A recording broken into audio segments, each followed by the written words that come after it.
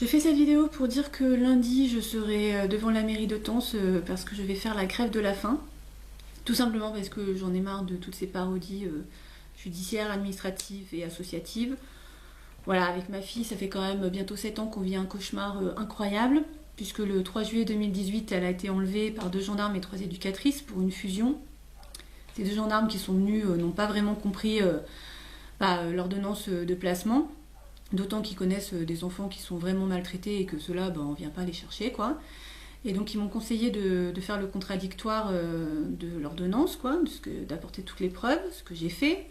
Entre autres, les preuves de certains mensonges de faux en écriture de Anne-Cécile Guignard, jugée des enfants du Puy, puisqu'elle m'accusait de ne pas tourner ma fille vers l'extérieur, alors que ma fille, j'ai apporté la preuve qu'elle faisait un cursus musical, qu'elle allait au cirque, et parfois à l'équitation, à la médiathèque, et puis qu'elle participait aux manifestations de Tence.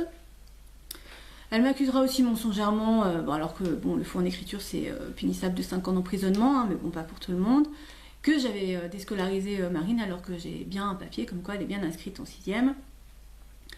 Voilà, bon, elle renouvellera le placement de Marine. Au bout de 6 mois de placement, ma fille, elle veut rentrer chez elle, elle pleure, elle veut rentrer. Et donc la responsable de l'ASE, Madame Seki, décidera de faire une suspension de tout droit. Donc je n'ai plus le droit de l'appeler, de la voir, d'écrire à ma fille, de lui apporter même ses cadeaux pour Noël et pour son anniversaire. J'ai plus aucun droit. À savoir que cette responsable de l'ASE, Madame Seki, n'a pas de numéro à délit en son nom puisqu'elle s'appelle Madame Miramont. J'écris au tribunal administratif pour dire que cette femme travaille illégalement pour le département. Ils me répondront que j'apporte pas assez de preuves. Bon, en tout cas, de me taire. Donc cette suspension qui devait durer 3 mois durera 13 mois puisque la reprise des liens dépend du rapport de cette responsable illégale de l'ASE.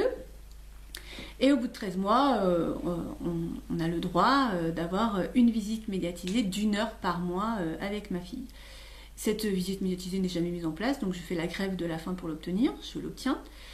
Et puis après c'est le Covid, donc je ne verrai pas ma fille. Et puis après là, je n'ai plus aucun droit, je ne la vois plus, enfin je n'apparais même pas dans l'ordonnance en fait, hein. C'est fini, hein. Voilà. Cet enfant appartient à l'ASE et à toutes ses associations. Voilà, en tout cas, par la suite, j'ai été attaquée par l'association Entraide Union, hein, donc les bourreaux de mon enfant. Et j'ai été condamnée. Enfin, il n'y a pas que moi, puisqu'il y a une autre maman. J'avais fait une vidéo pour soutenir cette maman qui avait la même association, donc Entraide Union, donc ses enfants n'allaient pas bien, ma fille n'allait pas bien.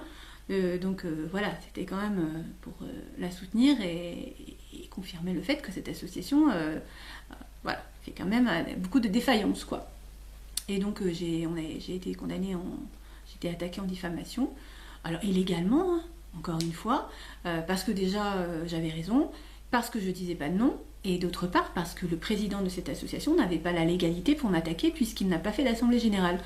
En fait, ce monsieur n'a pas tous les droits, normalement, hein, dans le droit français, puisqu'il doit demander à tout le monde s'il a le droit de prendre l'argent pour faire signifier ma vidéo par un huissier et de prendre cet avocat de Paris qui coûtait un bras. Voilà.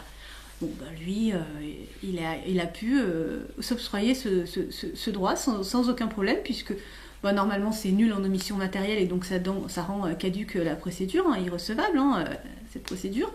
Donc du coup non, on a quand même été condamnés malgré les preuves de tout ça. Et je suis même allée en cours d'appel de Riom. Il y avait un juge qui me dit, de toute façon oui c'est vrai que vous n'avez pas tort, hein. Mais est-ce que vous croyez vraiment qu'on va condamner une association qui a plus de 60 établissements et qui fait marcher la justice et tout plein de gens?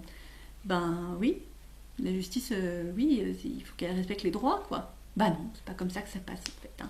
Non, voilà. Donc j'ai été condamnée. Et par la suite, j'ai voulu monter une association d'intérêt public, hein, à mon tour, puisque je me suis dit, quand même toutes ces associations, elles touchent entre 300 et 600 euros par jour et par enfant pour emprisonner des enfants qui ont juste envie de rentrer chez eux, avec des parents qui ne sont pas forcément maltraitants, hein. Je vais quand même préciser que moi je ne suis pas contre les placements d'enfants, je l'ai déjà expliqué.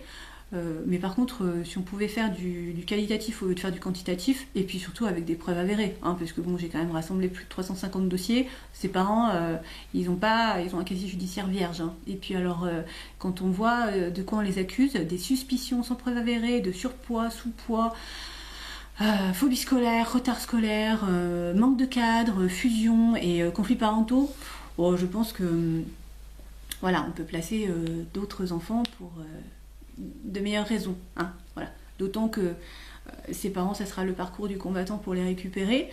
D'où l'intention de monter cette association d'intérêt public.